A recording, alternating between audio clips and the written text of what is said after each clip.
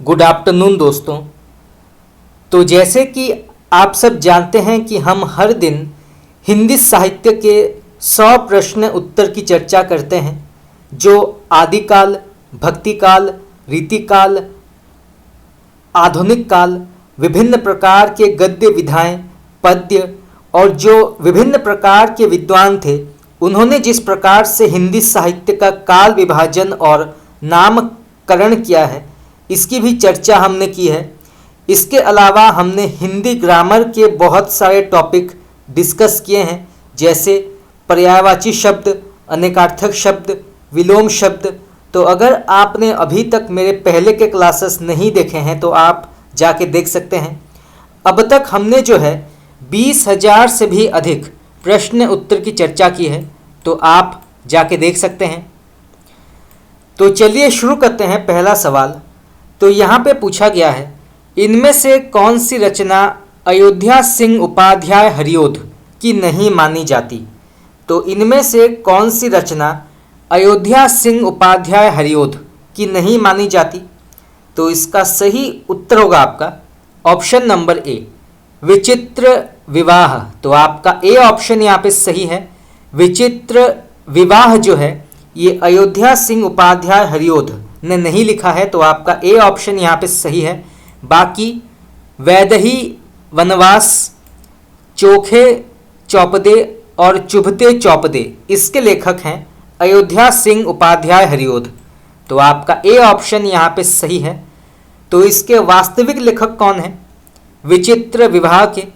तो इसके वास्तविक लेखक हैं रामचरित उपाध्याय। तो यहाँ से जो है दो प्रकार के प्रश्न आ सकते हैं कि विचित्र विवाह के लेखक का नाम क्या है। तो इसके लेखक हैं रामचरित उपाध्याय। चलिए आगे बढ़ते हैं। तो यहाँ पर एक पंक्ति दी गई है, तो बताना है ये पंक्ति जो है किस काव्य के अंतर्गत आता है और इसके कवि का नाम क्या है। तो सबसे पहले पंक्ति पढ़ते हैं। बहुत ही प्रसिद्ध पंक्ति है, कई बार पूछा गया है, तो आप इसको नोट कर सकते हैं। दिवस का अवसान समीप था, गगन था कुछ लोहित हो चला, तरु शिखा पर थी जब राजती, कमलिनी कुल वल्लभ की प्रभा। तो ये पंक्तियां जो है किस काव्य के अंतर्गत आती है। तो फिर से पढ़ते हैं। दिवस का अवसान समीप था, गगन था कुछ लोहित हो चला, तरु शिखा पर थी जब राजती, कमलिनी कुल वल्लभ की प्रभा। तो ये जो पंक्ति है किस काव्य के अंतर्गत आती है। तो इसका सही उत्तर होगा आपका ऑप्शन नंबर ए, आंसू। तो आपका ए ऑप्शन यहाँ पे सही है, आंसू। ये प्रश्न आपका पूछा गया था पीजीटी परीक्षा 2013 में, तो आप इसको नोट कर सकते हैं। चलिए आगे बढ़ते हैं।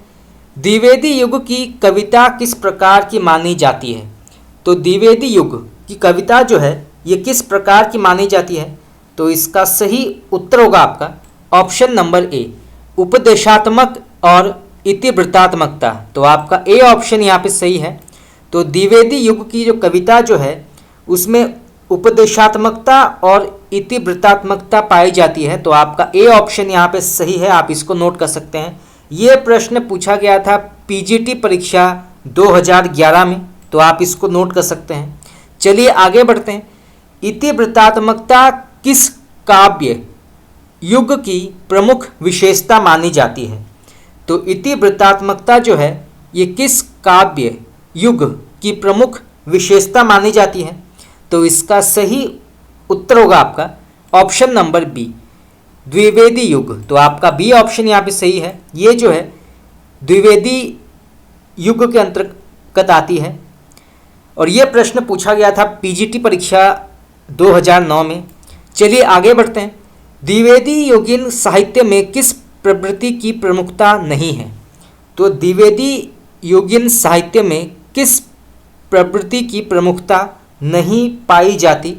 तो इसका सही आंसर होगा आपका ऑप्शन नंबर बी, काव्यात्मकता। तो आपका बी ऑप्शन यहाँ पे सही है।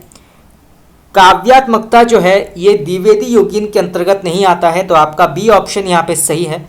बाकी गद्यात्मकता, वैचारिकता और इतिवृत्तात्मकता जो है ये द्विवेदी योगिन काव्य के अंतर्गत आती है। तो आपका ए, सी और डी जो है बिल्कुल सही है, परंतु बी ऑप्शन आपका गलत है। तो आप इसको नोट कर सकते हैं। काव्यात्मकता जो है ये द्विवेदी योगिन के अंतर्गत नहीं आता है। ये प्रश्न पूछा गया था पीजीटी परीक्षा 2015 में। चलिए आगे बढ़ते हैं। भारत भारती का प्रकाशन किस वर्ष हुआ था? ये प्रश्न कई बार पूछा गया है, तो आप इसको नोट कर सकते हैं। तो भारत भारती का प्रकाशन किस वर्ष हुआ था?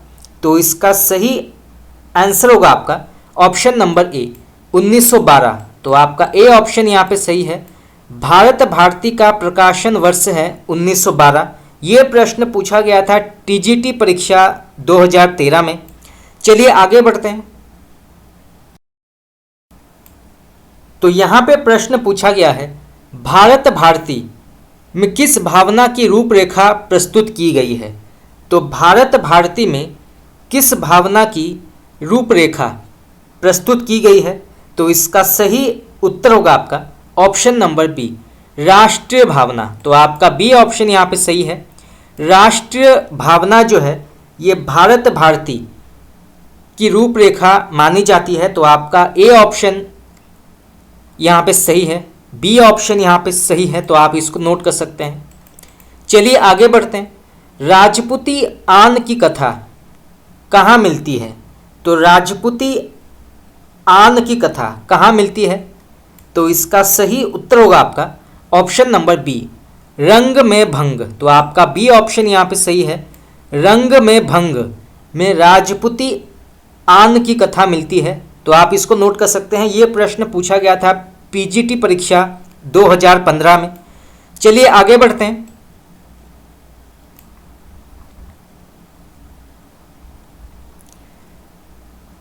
चीरगांव किस कवि का जन्म स्थान माना जाता है?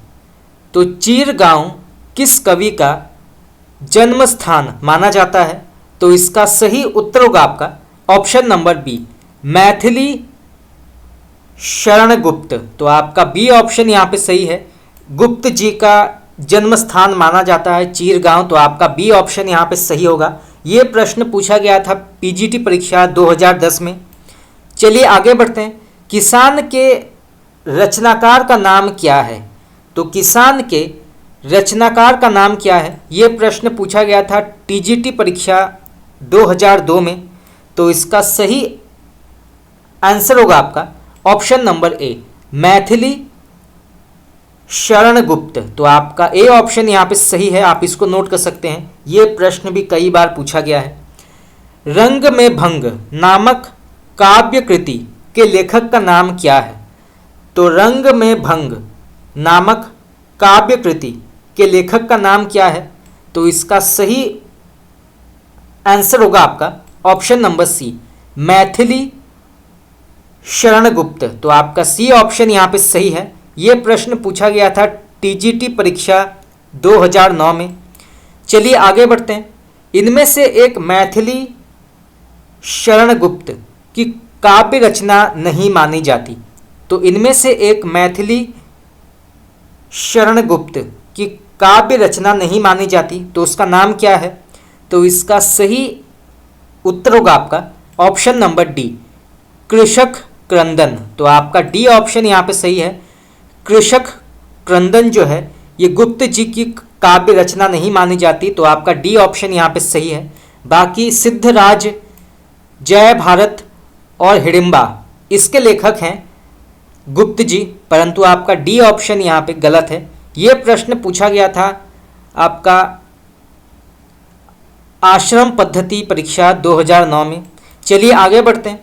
मैथिली शरण गुप्त द्वारा रचित जयद्रथ वध किस प्रकार का काव्य माना जाता है?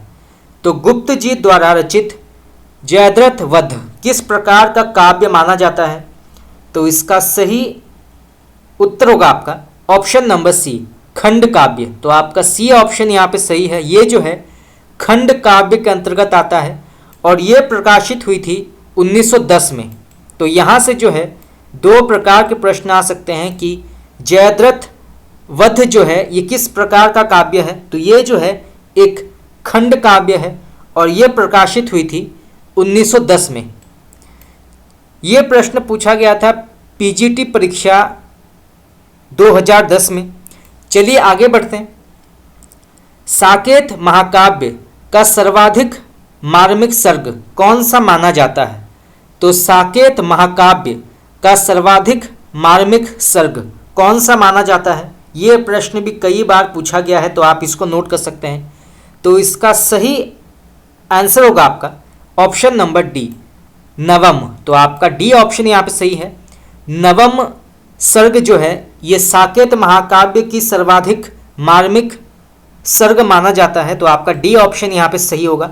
ये प्रश्न पूछा गया था टीजीटी परीक्षा 2013 में। चलिए आगे बढ़ते हैं। यहाँ पे प्रश्न पूछा गया है साकेत की कथा का मुख्य संबंध किसके चरित्र विकास से जुड़ा है?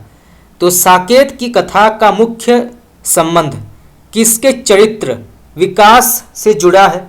तो इसका सही आंसर होगा आपका ऑप्शन नंबर बी, लक्ष्मण और उर्मिला। तो आपका बी ऑप्शन यहाँ पे सही है। लक्ष्मण और उर्मिला के चरित्र विकास से जुड़ा है साकेत की कथा। तो आपका बी ऑप्शन यहाँ पे सही होगा। आप इसको नोट कर सकते हैं, ये प्रश्न भी कई बार पूछा गया है। चलिए आगे बढ़ते हैं। मैथिली शरणगुप्त ने इतिहास के उपेक्षित नारी पात्र को निम्न पुस्तक में प्रतिष्ठित किया है। तो फिर से पढ़ते हैं। गुप्त जी ने इतिहास के उपेक्षित नारी पात्र को निम्न पुस्तक में प्रतिष्ठित किया है। तो उस पुस्तक का नाम क्या है? तो इसका सही आंसर होगा आपका ऑप्शन नंबर डी, साकेत। तो आपका डी ऑप्शन यहाँ पे सही है। ये प्रश्न आपका नेट में पूछा गया था, तो आप इसको नोट कर सकते हैं। चलिए आगे बढ़ते हैं। द्विवेदी युग के संपूर्णतः प्रतिनिधि कवि कौन माने जाते हैं?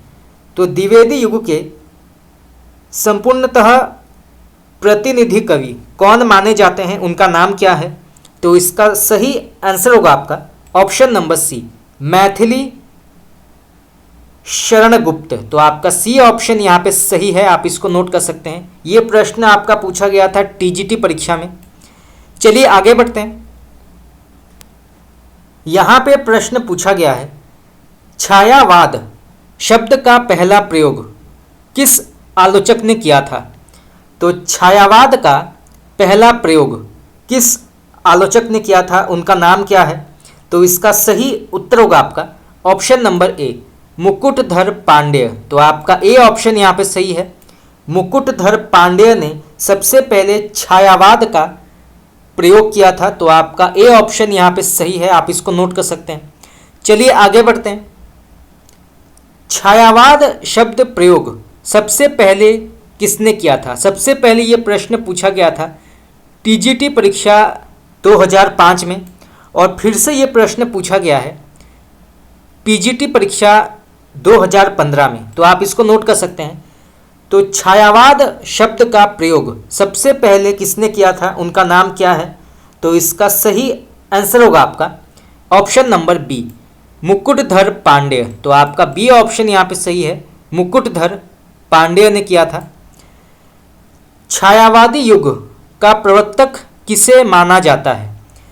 तो छायावादी युग का प्रवर्तक किसे कहा जाता है, उनका नाम क्या है? तो इसका सही आंसर होगा आपका ऑप्शन नंबर ए, जयशंकर प्रसाद। तो आपका ए ऑप्शन यहाँ पे सही है। जयशंकर प्रसाद को छायावाद का प्रवर्तक माना जाता है। तो आपका ए ऑप्शन यहाँ पे सही होगा। यह प्रश्न पूछा गया था पीजीटी परीक्षा 2011 में।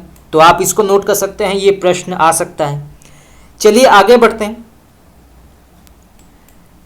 छायावाद की पहली रचना कौन सी मानी जाती है?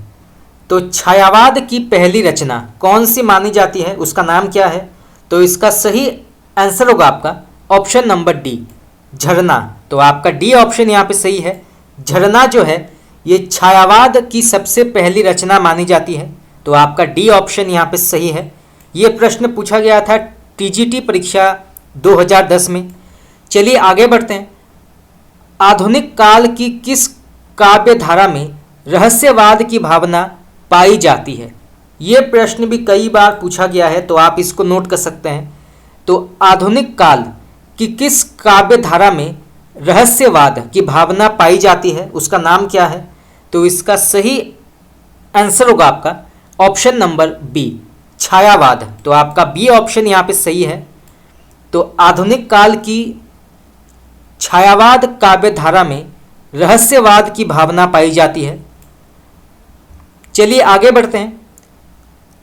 छायावाद की निम्नलिखित विशेषताओं में से क्या हो सकती है? तो इनमें से कौन सा ऑप्शन सही है? तो इसका सही उत्तर होगा आपका ऑप्शन नंबर ए, विशेषण विपर्य, स्वच्छंद भावावेश और मूर्ति विधान। ये तीन जो हैं ये छायावाद की प्रमुख विशेषताएं मानी जाती है। तो आपका 1, 2 और 3 सही होगा, परंतु आपका 4 ऑप्शन जो है वो गलत है। इतिवृत्तात्मकता जो है ये द्विवेदी युग के अंतर्गत आता है, ना कि छायावाद के अंतर्गत। तो आपका ए ऑप्शन यहाँ पे सही है, आप इसको नोट कर सकते हैं। चलिए आगे बढ़ते हैं।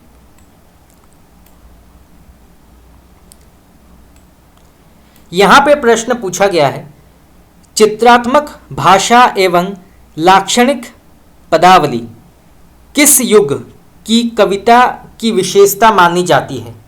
तो चित्रात्मक भाषा एवं लाक्षणिक पदावली किस युग की कविता की विशेषता मानी जाती है? तो इसका सही आंसर होगा आपका ऑप्शन नंबर ए, छायावाद। तो आपका ए ऑप्शन यहाँ पे सही है। तो चित्रात्मक भाषा एवं लाक्षणिक पदावली छायावाद युग की कविता की विशेषता मानी जाती है। तो आपका ए ऑप्शन यहाँ पे सही है। ये प्रश्न पूछा गया था पीजीटी परीक्षा 2009 में। चलिए आगे बढ़ते हैं। छायावाद में वक्रता का वैभव मिलता है, प्रसाद के काव्य में निम्नलिखित में से किसका उत्कर्ष मिलता है? तो फिर से पढ़ते हैं। छायावाद में वक्रता का वैभव मिलता है, प्रसाद के काव्य में निम्नलिखित में से किसका उत्कर्ष मिलता है? तो उसका नाम क्या है? तो इसका सही उत्तर होगा आपका ऑप्शन नंबर बी, अभिव्यंजना। तो आपका बी ऑप्शन यहाँ पे सही है। चलिए आगे बढ़ते हैं।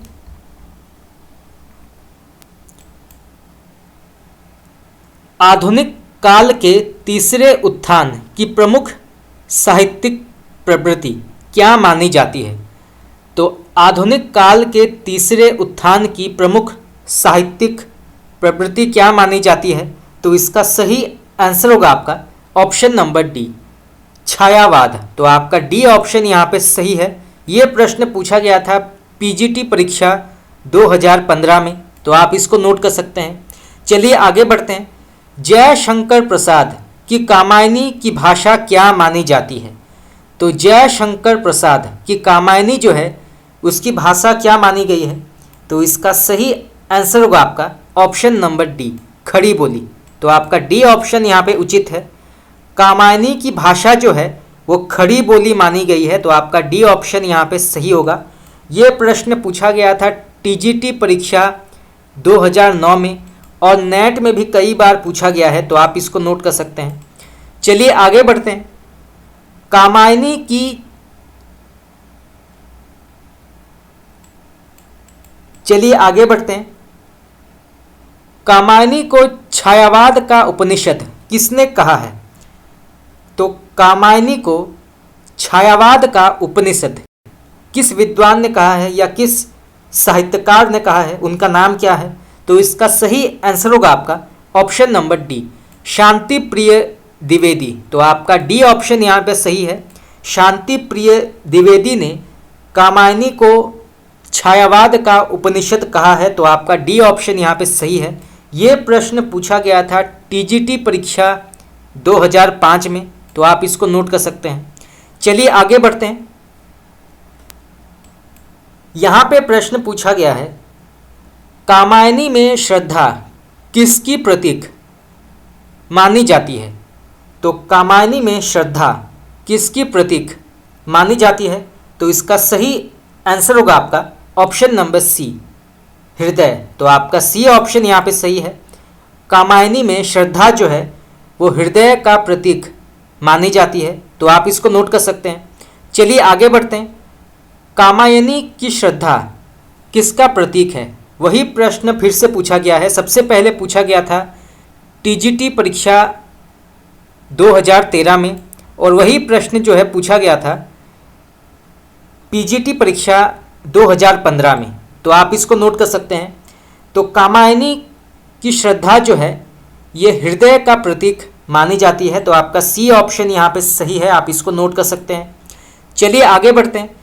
जयशंकर प्रसाद की किस कृति को पहले ब्रज भाषा में तथा बाद में खड़ी बोली में रूपांतरित कर दिया गया था? ये प्रश्न भी कई बार पूछा गया है, तो आप इसको नोट कर सकते हैं। तो जयशंकर प्रसाद की किस कृति को पहले ब्रज भाषा में तथा बाद में खड़ी बोली में रूपांतरित कर दिया गया था, तो उसका नाम क्या है? तो इसका सही आंसर होगा आपका ऑप्शन नंबर ए, प्रेम पथिक। तो आपका ए ऑप्शन यहाँ पे सही है। प्रेम पथिक को सबसे पहले ब्रज भाषा में तथा बाद में खड़ी बोली में रूपांतरित किया गया, तो आपका ए ऑप्शन यहाँ पे सही है, आप इसको नोट कर सकते हैं। चलिए आगे बढ़ते हैं। आंसू किस प्रकार का काव्य माना जाता है? तो आंसू जो है ये किस प्रकार का काव्य के अंतर्गत आता है? तो इसका सही आंसर होगा आपका ऑप्शन नंबर डी, इनमें से कोई नहीं।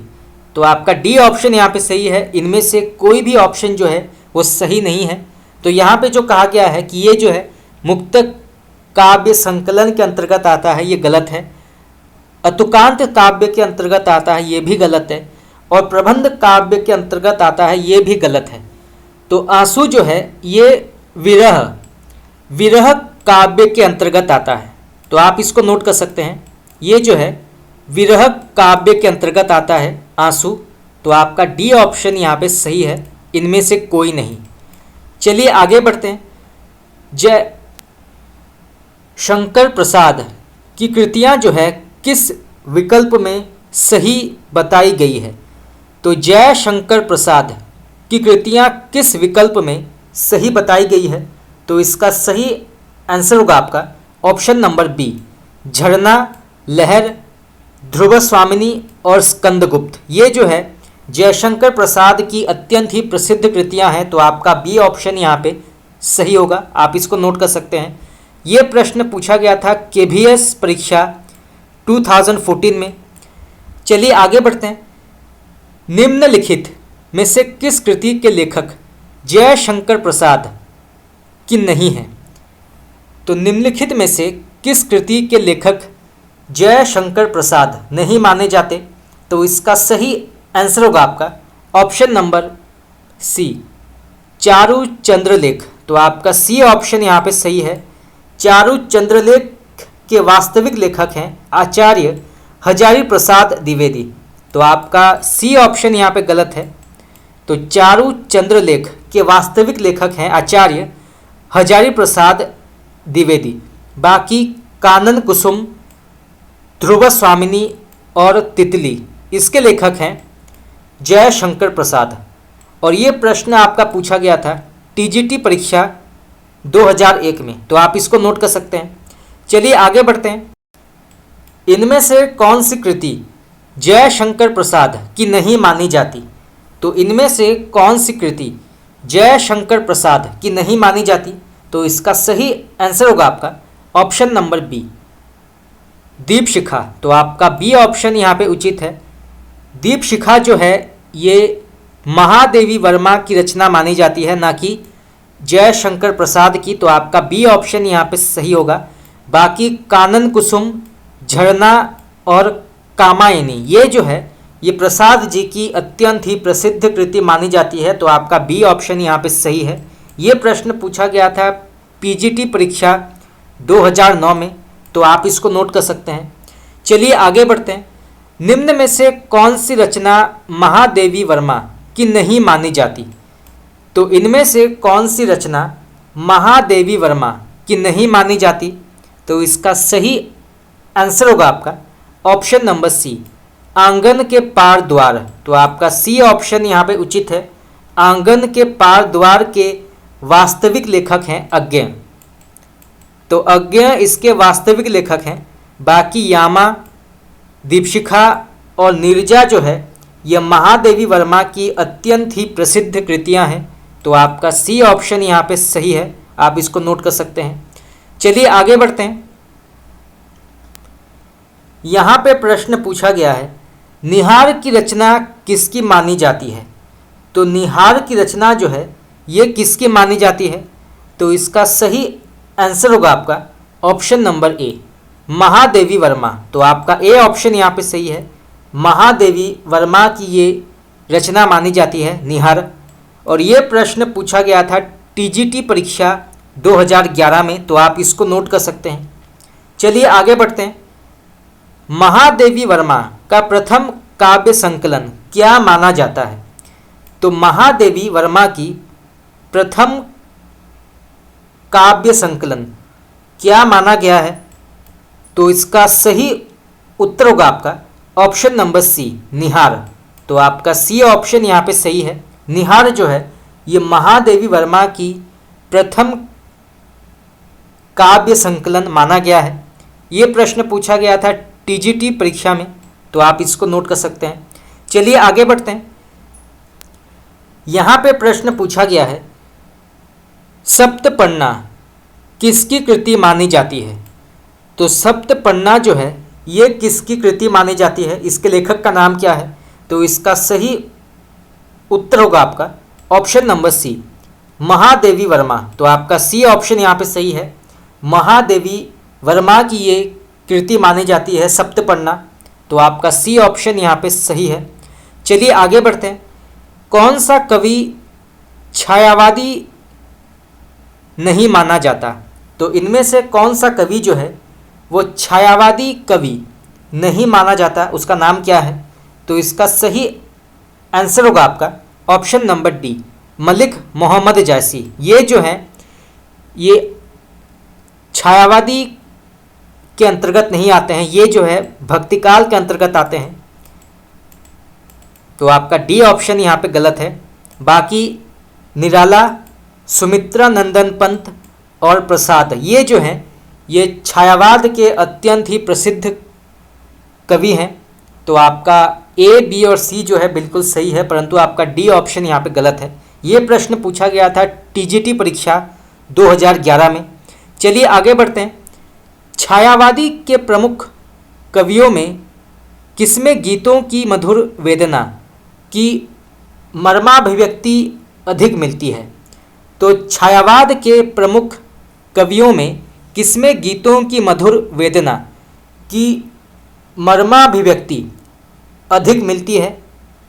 तो उस लेखक का नाम क्या है।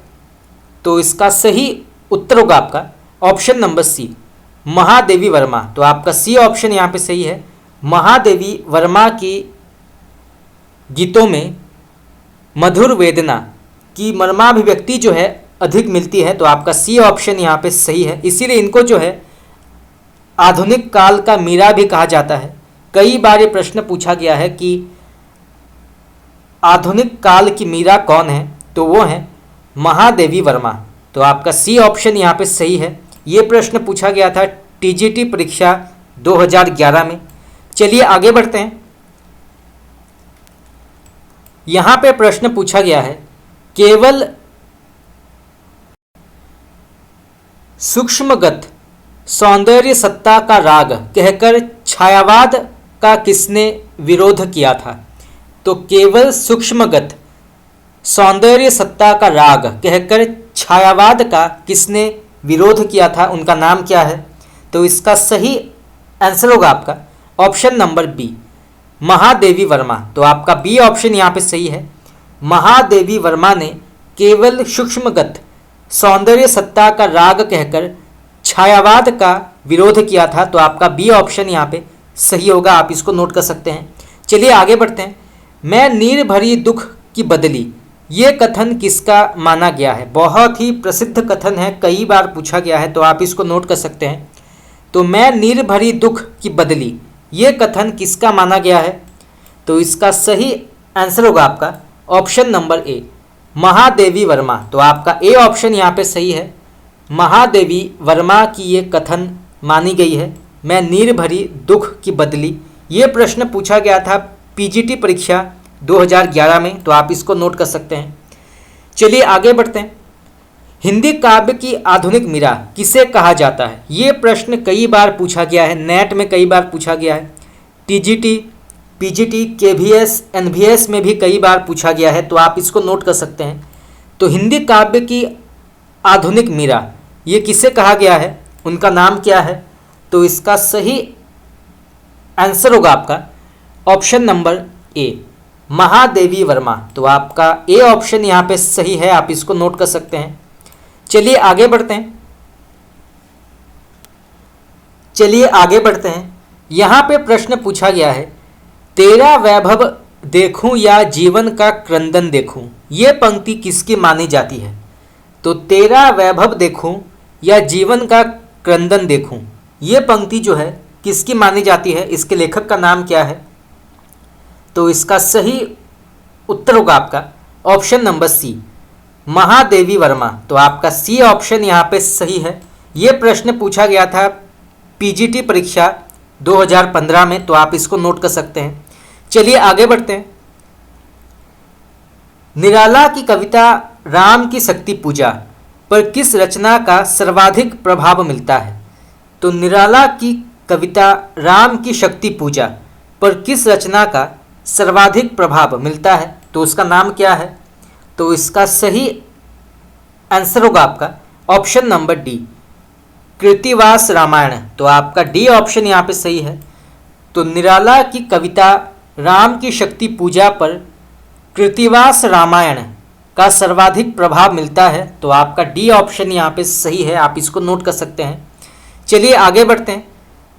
निराला की कविता राम की शक्ति पूजा पर किस रचना का सर्वाधिक प्रभाव मिलता है? वही प्रश्न फिर से पूछा गया है। सबसे पहले ये पूछा गया था टीजीटी परीक्षा 2005 में, और वही प्रश्न फिर से पूछा गया है जीआईसी परीक्षा 2015 में, तो आप इसको नोट कर सकते हैं। तो निराला की कविता राम की शक्ति पूजा पर किस रचना का सर्वाधिक प्रभाव मिलता है? तो उसका नाम क्या है? तो इसका सही आंसर होगा आपका option number B, Krittivas Ramayan. तो आपका बी ऑप्शन यहाँ पे सही है, कृतिवास रामायण। चलिए आगे बढ़ते हैं। कला और बूढ़ा चांद के लेखक का नाम क्या है? ये प्रश्न आपका नेट में भी कई बार पूछा गया है, तो आप इसको नोट कर सकते हैं। तो कला और बूढ़ा चांद के लेखक का नाम क्या है? तो इसका सही उत्तर होगा आपका ऑप्शन नंबर बी, सुमित्रा नंदन पंत। तो आपका बी ऑप्शन यहाँ पे सही है। सुमित्रा नंदन पंत की अत्यंत ही प्रसिद्ध रचना है कला और बूढ़ा चांद। तो आपका बी ऑप्शन यहाँ पे उचित है। ये प्रश्न पूछा गया था टीजीटी परीक्षा 2004 में। चलिए आगे बढ़ते हैं। यहाँ पे प्रश्न पूछा गया है चिदंबरा के रचनाकार का नाम क्या है? तो चिदंबरा के रचनाकार का नाम क्या है? तो इसका सही आंसर होगा आपका ऑप्शन नंबर बी, सुमित्रा नंदन पंत। तो आपका बी ऑप्शन यहाँ पे सही है। सुमित्रा नंदन पंत की अत्यंत ही प्रसिद्ध कृति है चिदंबरा। तो आपका बी ऑप्शन यहाँ पे सही है। चलिए आगे बढ़ते हैं। पंत जी की ग्राम्या कृति का संबंध किससे है? तो सुमित्रा नंदन पंत की ग्राम्या जो है ये किससे संबंधित है? तो इसका सही आंसर होगा आपका ऑप्शन नंबर ए, ग्रामीण परिवेश से। तो आपका ए ऑप्शन यहाँ पे सही है। तो ग्राम्या जो है ये ग्रामीण परिवेश के ऊपर आधारित है। तो आपका ए ऑप्शन यहाँ पे सही है। और यहाँ से प्रश्न ये भी आ सकता है कि ग्राम्या इसके लेखक का नाम क्या है? तो इसके लेखक हैं सुमित्रा नंदन पंत। चलिए आगे बढ़ते हैं। लोकायतन के लेखक का नाम क्या है? तो लोकायतन के लेखक का नाम क्या है? तो इसका सही आंसर होगा आपका ऑप्शन नंबर डी, सुमित्रा नंदन पंत। तो आपका डी ऑप्शन यहाँ पे उचित है। ये प्रश्न पूछा गया था टीजीटी परीक्षा 2004 में, तो आप इसको नोट कर सकते हैं। चलिए आगे बढ़ते हैं। पंत की पहली रचना कौन सी मानी जाती है? तो सुमित्रा नंदन पंत की पहली रचना कौन सी मानी जाती है? ये कई बार पूछा गया है, तो आप इसको नोट कर सकते हैं। तो इसका सही आंसर होगा आपका option number A. Option number C, गिरजे का घंटा। तो आपका सी ऑप्शन यहाँ पे सही है। गिरजे का घंटा जो है ये सुमित्रा नंदन पंत की पहली रचना मानी जाती है। तो आपका सी ऑप्शन यहाँ पे सही है। ये प्रश्न पूछा गया था पीजीटी परीक्षा 2003 में। चलिए आगे बढ़ते हैं। यहाँ पे प्रश्न पूछा गया है, सुमित्रा नंदन पंत की सुप्रसिद्ध कविता परिवर्तन उनके किस काव्य संकलन में सबसे पहले प्रकाशित हुई थी?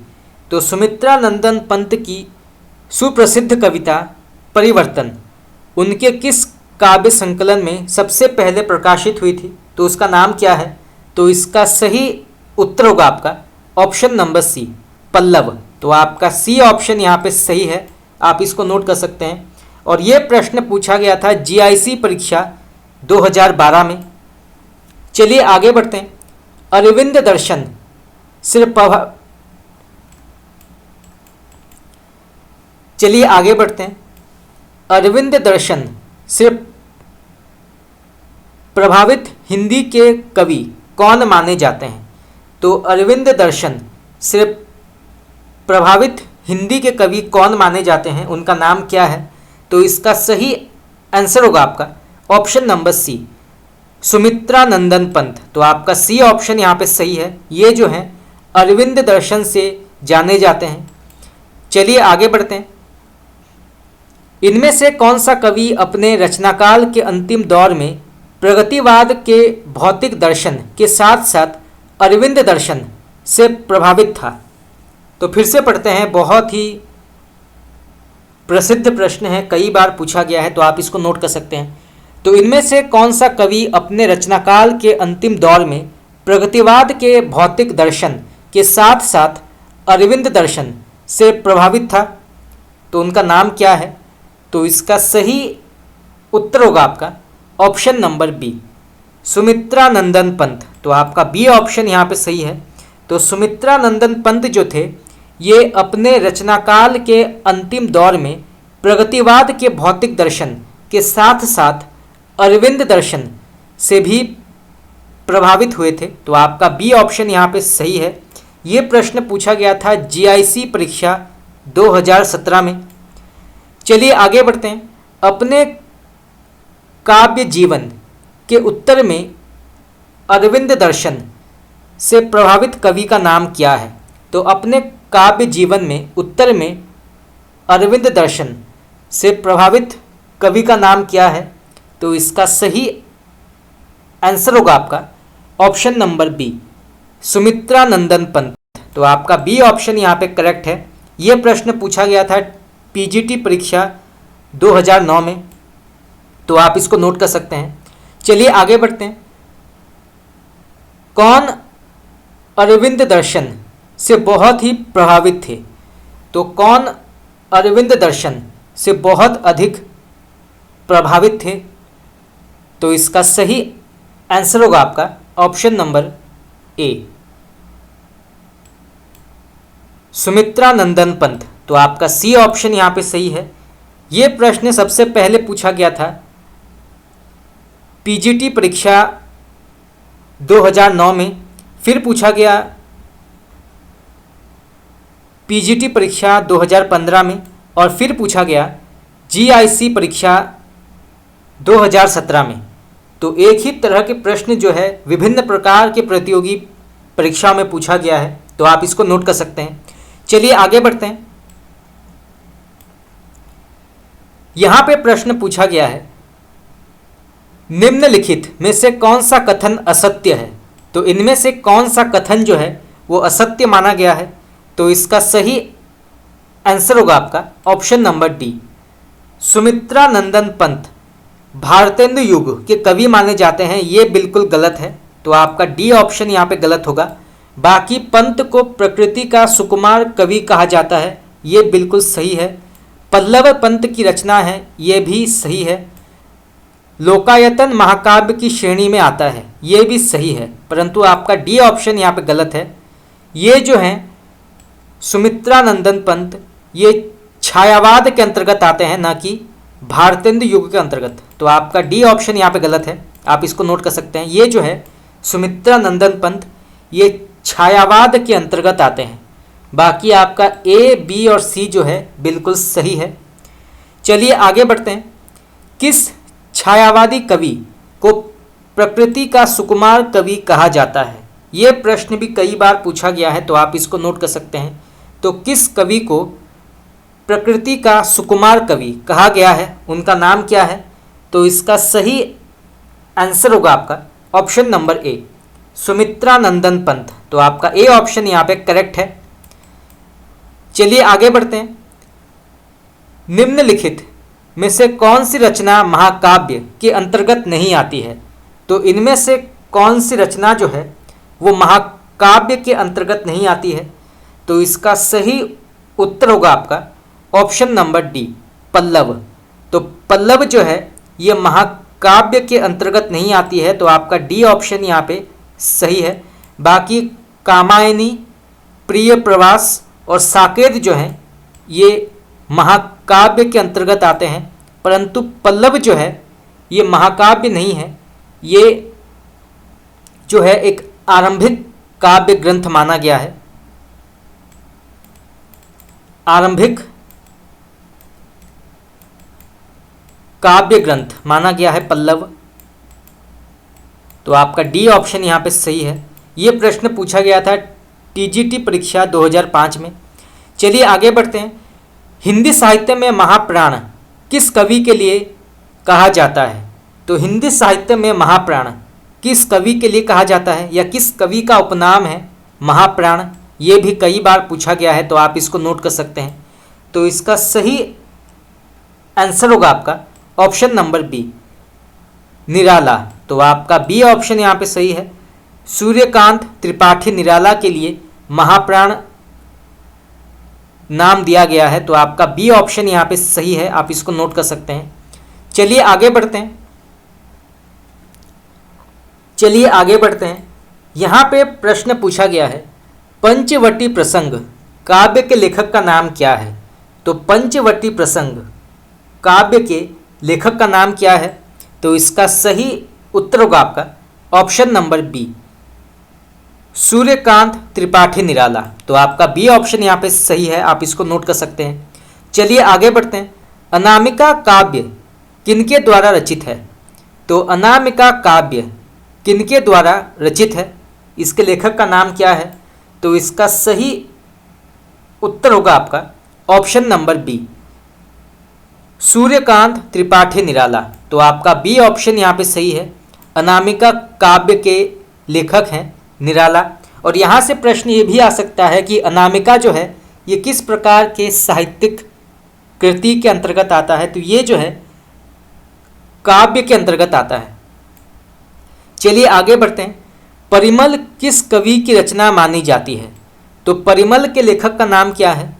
तो इसका सही उत्तर होगा आपका option number D, Suryakant Tripathi Nirala. तो आपका डी ऑप्शन यहाँ पे सही है।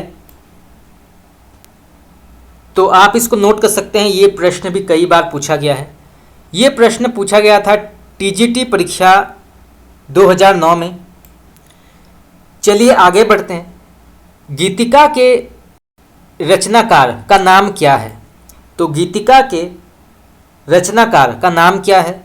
तो इसका सही आंसर होगा आपका ऑप्शन नंबर सी, निराला। तो आपका सी ऑप्शन यहाँ पे सही है, आप इसको नोट कर सकते हैं। चलिए आगे बढ़ते हैं। निराला का जन्म कहाँ हुआ था? तो सूर्यकांत त्रिपाठी निराला का जन्म कहाँ हुआ था? तो इसका सही उत्तर होगा आपका ऑप्शन नंबर सी, बंगाल में। तो बंगाल में 21 फरवरी 1896 को निराला का जन्म हुआ था। महिषादल राज्य मेदिनीपुर बंगाल में हुआ था। तो आप इसको नोट कर सकते हैं। ये प्रश्न कई बार पूछा गया है कि महिषादल में किसका जन्म हुआ था? तो ये हुआ था सूर्यकांत त्रिपाठी निराला का, और इनका जो राज्य है वो है बंगाल। तो यहाँ से जो है कई प्रश्न आ सकते हैं। ये प्रश्न पूछा गया था पीजीटी परीक्षा 2004 में, तो आप इसको नोट कर सकते हैं। चलिए आगे बढ़ते हैं। साहित्यिक क्षेत्र में सर्वाधिक विरोध किसका हुआ था? तो साहित्यिक क्षेत्र में सर्वाधिक विरोध जो है किसका हुआ था, किस लेखक का हुआ था? तो इसका सही आंसर होगा आपका option number B, Suryakant Tripathi Nirala. तो निराला का सर्वाधिक विरोध हुआ था साहित्यिक क्षेत्र में, तो आपका बी ऑप्शन यहाँ पे सही है। ये प्रश्न पूछा गया था पीजीटी परीक्षा 2012 में, तो आप इसको नोट कर सकते हैं। चलिए आगे बढ़ते हैं। तो यहाँ पर एक पंक्ति दी गई है, तो बताना है ये पंक्ति जो है किस काव्य के अंतर्गत आती है। तो सबसे पहले पंक्ति पढ़ते हैं। प्रतिफल परिवर्तित व्यूह भेद कौशल समूह राक्षस विरुद्ध प्रत्युयः क्रुद्ध कपि विषम। तो ये जो पंक्ति है ये किस काव्य के अंतर्गत आती है? तो फिर से पढ़ते हैं। प्रतिपल परिवर्तित व्यूह भेद कौशल समूह राक्षस विरुद्ध प्रत्युयः क्रुद्ध कपि विषम। तो ये जो पंक्ति है किस काव्य के अंतर्गत आती है? तो इसका सही आंसर होगा आपका ऑप्शन नंबर ए, राम की शक्ति पूजा। तो आपका ए ऑप्शन यहाँ पे सही है। ये प्रश्न पूछा गया था टीजीटी परीक्षा 2010 में, तो आप इसको नोट कर सकते हैं। चलिए आगे बढ़ते हैं। निराला की निम्नलिखित कविताओं में से कौन लंबी कविता नहीं मानी जाती? तो निराला की निम्नलिखित कविताओं में से कौन लंबी कविता नहीं मानी जाती? तो इसका सही आंसर होगा आपका ऑप्शन नंबर ए, भिक्षुक। ये जो है ये लंबी कविता के अंतर्गत नहीं आती है, तो आपका ए ऑप्शन यहाँ पे सही है। बाकी कुकुरमुत्ता, सरोज स्मृति और राम की शक्ति पूजा ये जो है ये लंबी कविता के अंतर्गत आती है, तो आपका बी, सी और डी जो है यहाँ पे सही उत्तर होगा। परंतु भिक्षुक जो है ये लंबी कविता के अंतर्गत नहीं आता है, तो आप इसको नोट कर सकते हैं। चलिए आगे बढ़ते हैं। निराला की बादल राग कविता का संबंध किससे है? तो निराला की बादल राग कविता का संबंध किससे माना जाता है? तो इसका सही उत्तर होगा आपका ऑप्शन नंबर डी, प्रकृति के सौंदर्य से। तो आपका डी ऑप्शन यहाँ पे सही है। तो प्रकृति के सौंदर्य से, तो प्रकृति के सौंदर्य से निराला की बादल राग कविता का संबंध है, तो आपका डी ऑप्शन यहाँ पे सही होगा। आप इसको नोट कर सकते हैं। चलिए आगे बढ़ते हैं। बादल राग के लेखक का नाम क्या है? ये प्रश्न पूछा गया था टीजीटी परीक्षा 2010 में। तो बादल राग के लेखक का नाम क्या है? तो इसका सही उत्तर होगा आपका option number C, Suryakant Tripathi Nirala. तो निराला इसके लेखक हैं, तो आपका सी ऑप्शन यहाँ पे सही है। चलिए आगे बढ़ते हैं। धिक जीवन जो पाता ही आया है विरोध पंक्ति में किसके जीवन सत्य की अभिव्यक्ति मिलती है? ये प्रश्न भी कई बार पूछा गया है, तो आप इसको नोट कर सकते हैं। तो धिक जीवन जो पाता ही आया है विरोध पंक्ति में किसके जीवन सत्य की अभिव्यक्ति मिलती है, और ये कहाँ से ली गई है ये पंक्ति? तो इसका सही उत्तर होगा आपका option number A, Suryakant Tripathi Nirala. तो आपका ए ऑप्शन यहाँ पे सही है, और ये पंक्ति ली गई है राम की शक्ति पूजा से। तो यहाँ से जो है दो प्रकार के प्रश्न आ सकते हैं कि ये पंक्ति किसने लिखी है? तो ये लिखी है निराला ने, और ये पंक्ति ली गई है राम की शक्ति पूजा से। और ये प्रश्न पूछा गया था नवोदय विद्यालय परीक्षा 2014 में, तो आप इसको नोट कर सकते हैं। चलिए आगे बढ़ते हैं। मुक्त छंद के प्रणेता कौन माने जाते हैं? तो मुक्तक छंद के प्रणेता कौन माने जाते हैं? तो इसका सही उत्तर होगा आपका ऑप्शन नंबर ए, निराला। तो आपका ए ऑप्शन यहाँ पे सही है। ये प्रश्न भी कई बार पूछा गया है, तो आप इसको नोट कर सकते हैं। चलिए आगे बढ़ते हैं। निराला की जूही की कली किसका उदाहरण माना जाता है? तो निराला की जूही की कली किसका उदाहरण माना जाता है? तो इसका सही उत्तर होगा आपका ऑप्शन नंबर सी, मुक्त छंद। तो आपका सी ऑप्शन यहाँ पे सही है। तो जूही की कली जो है ये मुक्त छंद के अंतर्गत आती है। तो यहाँ से प्रश्न आ सकता है, तो आप इसको नोट कर सकते हैं। चलिए आगे बढ़ते हैं। रब्बड़ छंद या केंचुआ छंद किस कवि की कविताओं को लक्ष्य करके कहा गया है? ये प्रश्न भी कई बार पूछा गया है। तो रब्बड़ छंद या केंचुआ छंद किस कवि की कविताओं को लक्ष्य करके कहा गया है? तो उनका नाम क्या है? तो इसका सही आंसर होगा आपका ऑप्शन नंबर सी, निराला। तो निराला की कविताओं को लक्ष्य करके रब्बड़ छंद या केंचुआ छंद कहा गया है। तो आपका सी ऑप्शन यहाँ पे उचित है। चलिए आगे बढ़ते हैं। यहाँ पे प्रश्न पूछा गया है, निराला की अंतिम कविता कौन सी मानी जाती है? तो निराला की अंतिम कविता कौन सी मानी गई है? तो इसका सही आंसर होगा आपका ऑप्शन नंबर सी, पत्रोत्कंठित जीवन का विष बुझा हुआ है। तो आपका डी ऑप्शन यहाँ पे सही है, पत्रोत्कंठित जीवन का विष बुझा हुआ है। ये जो है निराला के जीवन की अंतिम कविता मानी जाती है। तो आपका डी ऑप्शन यहाँ पे सही है, आप इसको नोट कर सकते हैं। ये प्रश्न भी कई बार पूछा गया है। चलिए आगे बढ़ते हैं। प्रिय स्वतंत्र रब अमृत मंत्र नव पंक्ति वाली कविता का संबंध किससे है? तो प्रिय स्वतंत्र रब अमृत मंत्र नव पंक्ति वाली कविता का संबंध किससे है? तो इसका सही आंसर होगा आपका option number D, Suryakant Tripathi Nirala से। तो आपका डी ऑप्शन यहाँ पे सही है। ये प्रश्न पूछा गया था टीजीटी परीक्षा 2010 में, प्रिय स्वतंत्र रब अमृत मंत्र नव। तो आप इसको नोट कर सकते हैं। चलिए आगे बढ़ते हैं। निम्नलिखित में से निराला की व्यंग्यपरक कविता कौन सी मानी जाती है? तो निम्नलिखित में से निराला की व्यंग्यपरक कविता जो है कौन सी मानी गई है? तो इसका सही आंसर होगा आपका ऑप्शन नंबर बी, कुकुरमुत्ता। तो ये जो है निराला की व्यंग्यपरक कविता मानी जाती है, कुकुरमुत्ता। तो आपका बी ऑप्शन यहाँ पे सही है। ये प्रश्न पूछा गया था पीजीटी परीक्षा 2010 में। तो आप इसको नोट कर सकते हैं। और ये प्रकाशित हुई थी 1941 में। तो यहाँ से जो है दो प्रकार के प्रश्न आ सकते हैं कि कुकुरमुत्ता जो है इसका प्रकाशन वर्ष क्या है? तो इसका प्रकाशन वर्ष है 1941। और ये जो है एक व्यंग्यपरक कविता के अंतर्गत आता है। चलिए आगे बढ़ते हैं। यहाँ पे प्रश्न पूछा गया है, छायावाद को स्थूल के प्रति सूक्ष्म का विद्रोह किसने कहा है? तो छायावाद को स्थूल के प्रति सूक्ष्म का विद्रोह किसने कहा है? उनका नाम क्या है?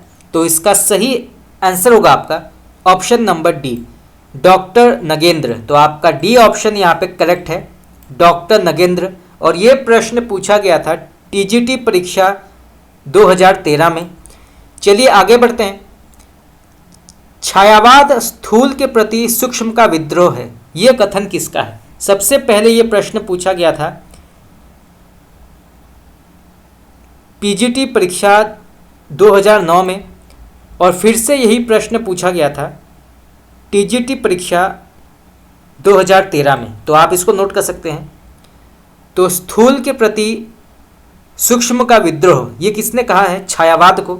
तो इसका सही उत्तर होगा आपका option number C, doctor Nagendra ने। तो आपका सी ऑप्शन यहाँ पे उचित है। चलिए आगे बढ़ते हैं। फिर से वही प्रश्न पूछा गया है टीजीटी परीक्षा 2011 में, छायावाद को स्थूल के प्रति सूक्ष्म का विद्रोह किसने कहा है? तो ये कहा है डॉक्टर नगेंद्र ने। चलिए आगे बढ़ते हैं। इनमें से कौन उत्तर छायावादी कवि नहीं माना जाता?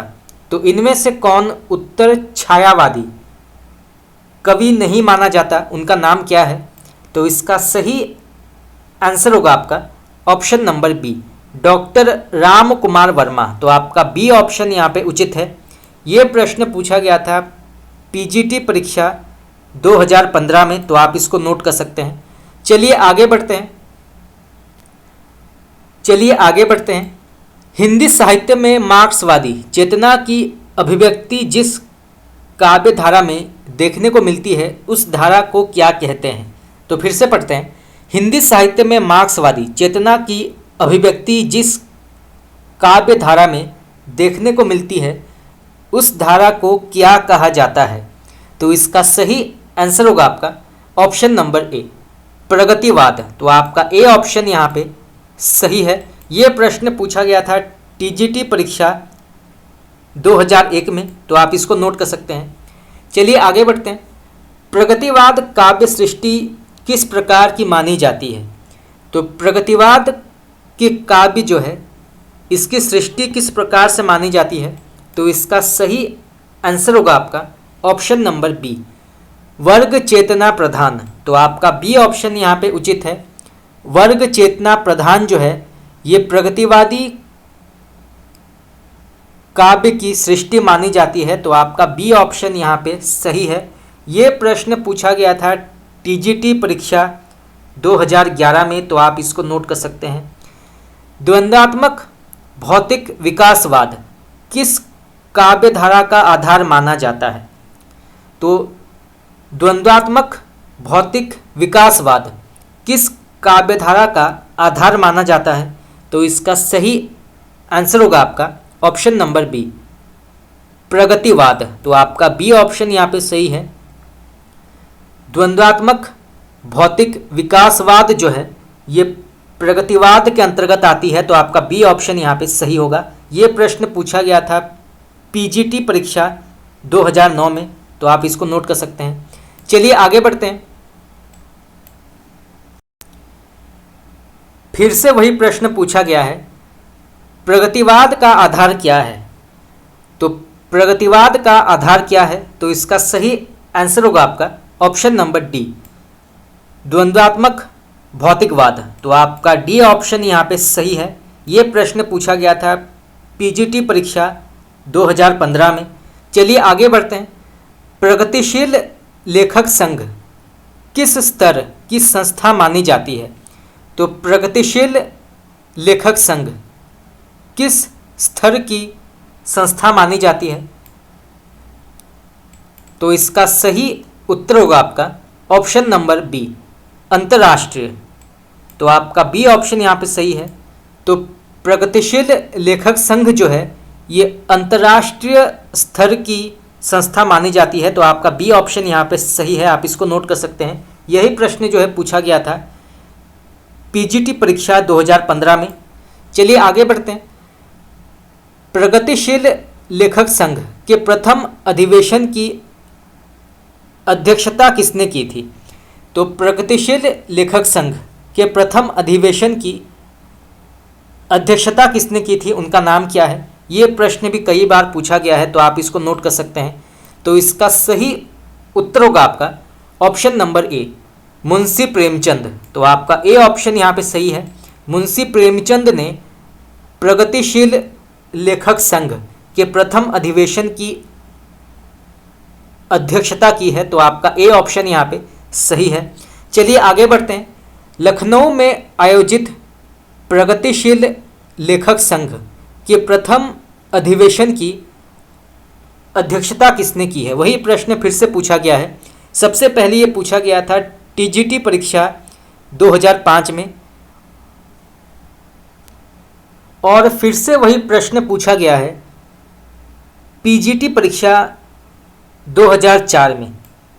तो 2 बार ये प्रश्न पूछा गया है, तो आप इसको नोट कर सकते हैं। तो लखनऊ में आयोजित प्रगतिशील लेखक संघ के प्रथम अधिवेशन की अध्यक्षता किसने की थी? तो इसका सही उत्तर होगा आपका मुंशी प्रेमचंद ने। और यहाँ से प्रश्न ये भी आ सकता है कि प्रथम बार प्रगतिशील लेखक संघ का आयोजन कहाँ हुआ था? तो ये हुआ था लखनऊ में। तो यहाँ से जो है 2 प्रकार के प्रश्न आ सकते हैं, तो आप इसको नोट कर सकते हैं। चलिए आगे बढ़ते हैं। यहाँ पे प्रश्न पूछा गया है, प्रगतिशील लेखक संघ की स्थापना कब की गई थी? तो प्रगतिशील लेखक संघ की स्थापना कब की गई थी? तो इसका सही आंसर होगा आपका ऑप्शन नंबर बी, 1936, 1936। तो आपका बी ऑप्शन यहाँ पे सही है, आप इसको नोट कर सकते हैं। लखनऊ में आयोजित 1936 के प्रगतिशील लेखक संघ के ऐतिहासिक आयोजन के अध्यक्ष कौन थे? वही प्रश्न फिर से पूछा गया है टीजीटी परीक्षा 2009 में। तो लखनऊ में आयोजित 1936 के प्रगतिशील लेखक संघ के ऐतिहासिक आयोजन के अध्यक्ष कौन थे? तो इसका सही आंसर होगा आपका ऑप्शन नंबर ए, मुंशी प्रेमचंद। तो आपका ए ऑप्शन यहाँ पे उचित है। चलिए आगे बढ़ते हैं। प्रगतिशील लेखक संघ की स्थापना लंदन में किसके प्रयत्न से हुई थी? तो प्रगतिशील लेखक संघ की स्थापना लंदन में किसके प्रयत्न से हुई थी? तो इसका सही उत्तर होगा आपका ऑप्शन नंबर सी, मुल्कराज आनंद और सज्जाद जहीर। तो मुल्कराज आनंद और सज्जाद जहीर ने प्रगतिशील लेखक संघ की स्थापना लंदन में की थी। तो आपका सी ऑप्शन यहाँ पे सही है, आप इसको नोट कर सकते हैं। चलिए आगे बढ़ते हैं। प्रगतिवाद के जन्म में किसका योगदान है? तो प्रगतिवाद के जन्म में किसका योगदान मिलता है?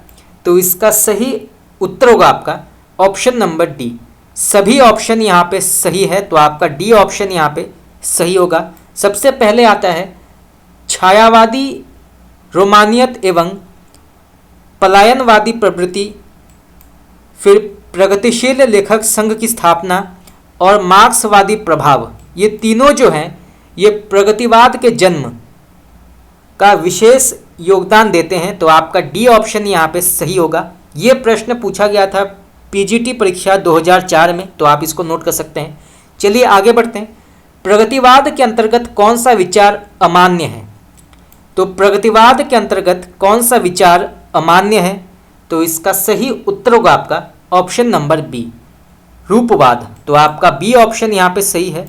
रूपवाद जो है ये प्रगतिवाद के अंतर्गत अमान्य है। बाकी यथार्थवाद, पदार्थवाद और समाजवाद जो है ये प्रगतिवाद के अंतर्गत आता है। तो आपका बी ऑप्शन यहाँ पे गलत है। ये प्रश्न पूछा गया था पीजीटी परीक्षा 2011 में। चलिए आगे बढ़ते हैं। निम्नलिखित प्रवृत्तियों में से एक प्रगतिवाद की प्रवृत्ति नहीं है।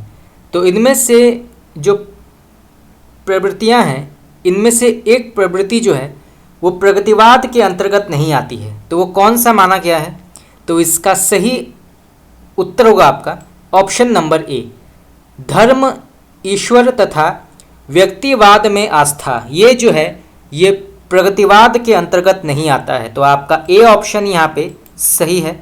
बाकी सामाजिकता का आग्रह ये आता है, शोषित वर्ग के प्रति सहानुभूति एवं शोषण वर्ग के प्रति घृणा ये आता है, जन सामान्य के प्रति लोक मंगल की भावना ये भी जो है प्रगतिवाद के अंतर्गत आता है। तो सामाजिकता का आग्रह, शोषित वर्ग के प्रति सहानुभूति एवं शोषण वर्ग के प्रति घृणा, जन सामान्य के प्रति लोक मंगल की कामना, ये जो है ये तीनों प्रगतिवाद के अंतर्गत आते हैं। परंतु धर्म, ईश्वर तथा व्यक्तिवाद में आस्था ये जो है ये प्रगतिवाद की प्रवृत्ति नहीं मानी जाती। तो आपका ए ऑप्शन यहाँ पे सही है, आप इसको नोट कर सकते हैं। चलिए आगे बढ़ते हैं। वैद्यनाथ मिश्र किसका वास्तविक नाम माना जाता है? तो वैद्यनाथ मिश्र किसका वास्तविक नाम माना जाता है? तो इसका सही उत्तर होगा आपका ऑप्शन नंबर ए, नागार्जुन। तो आपका ए ऑप्शन यहाँ पे सही है, आप इसको नोट कर सकते हैं। चलिए आगे बढ़ते हैं। नागार्जुन किस वर्ग के कवि माने जाते हैं? तो नागार्जुन जो हैं ये किस वर्ग के कवि माने जाते हैं? तो इसका सही उत्तर होगा आपका ऑप्शन नंबर बी, प्रगतिवाद। तो आपका बी ऑप्शन यहाँ पे सही है। नागार्जुन जो हैं ये प्रगतिवादी काव्य के अंतर्गत आते हैं, तो आपका बी ऑप्शन यहाँ पे सही होगा। चलिए आगे बढ़ते हैं। नागार्जुन किस काव्य धारा के कवि माने जाते हैं? सबसे पहले ये प्रश्न पूछा गया था टीजीटी परीक्षा 2001 में, और वही प्रश्न फिर से पूछा गया है पीजीटी परीक्षा 2003 में। तो नागार्जुन किस काव्य धारा के कवि माने जाते हैं? तो इसका सही आंसर होगा आपका ऑप्शन नंबर ए, प्रगतिवाद। तो आपका ए ऑप्शन यहाँ पे उचित है। चलिए आगे बढ़ते हैं। कबीर के उपरांत हर विध्वंसकारी और जन विरोधी शक्ति को सर्वाधिक खुली चुनौती देने वाले साहित्यकार का नाम क्या है? ये प्रश्न कई बार पूछा गया है, तो आप इसको नोट कर सकते हैं। तो कबीर के उपरांत हर विध्वंसकारी और जन विरोधी शक्ति को सर्वाधिक खुली चुनौती देने वाले साहित्यकार का नाम क्या है? तो इसका सही आंसर होगा आपका ऑप्शन नंबर बी, नागार्जुन। तो आपका बी ऑप्शन यहाँ पे सही है। नागार्जुन को आधुनिक काल का कबीर भी कहा जाता है। ये प्रश्न भी कई बार पूछा गया है कि आधुनिक काल का कबीर कौन है? तो वो है नागार्जुन। तो आप इसको नोट कर सकते हैं। ये प्रश्न पूछा गया था पीजीटी परीक्षा 2015 में, तो आप इसको जो है नोट कर सकते हैं। चलिए आगे बढ़ते हैं। नेक्स्ट क्वेश्चन,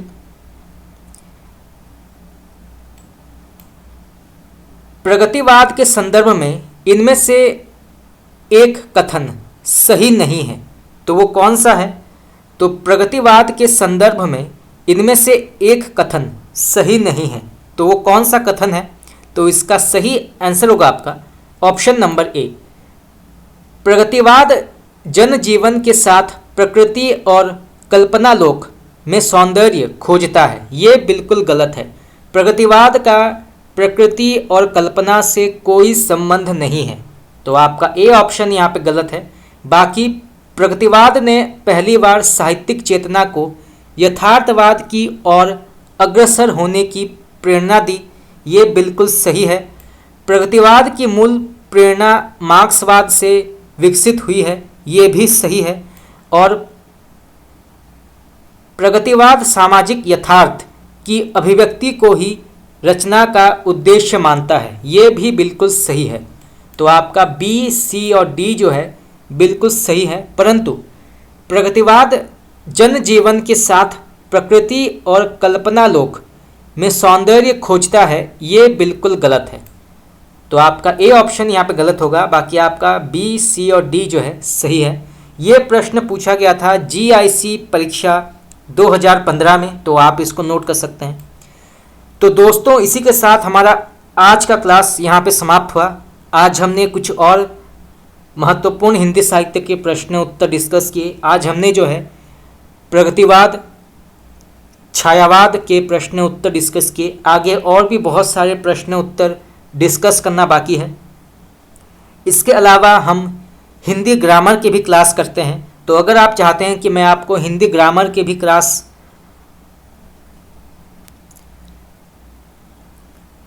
कराऊं तो आप मुझे कमेंट करके बता सकते हैं। तो आज के लिए इतना ही। अगर आप लोगों को मेरा क्लास अच्छा लगा तो आप मुझे कमेंट करके बता सकते हैं। Thank you very much.